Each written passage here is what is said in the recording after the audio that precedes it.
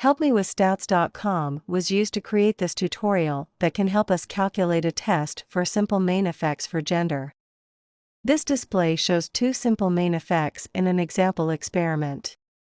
The top panel and the bottom panel show the same data, but the top panel highlights a comparison of the happiness of mothers and fathers who have one child. The panel on the bottom highlights the comparison of the happiness of mothers and fathers who have two children.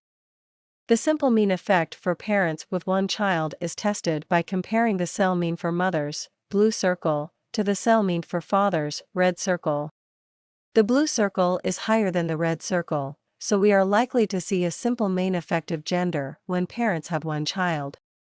The simple main effect for parents with two children is tested by comparing the cell mean for mothers, blue circle, to the cell mean for fathers, red circle.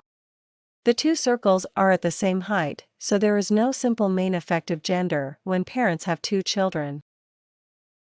For more help with statistics, HelpMeWithStats.com is a free website that has more than 70 tutorials, as videos, or as self-paced slideshows. You can also learn how to conduct more than 60 statistical analyses by watching videos that show complete solutions, or by working through an unlimited number of examples using the step-by-step problem solvers.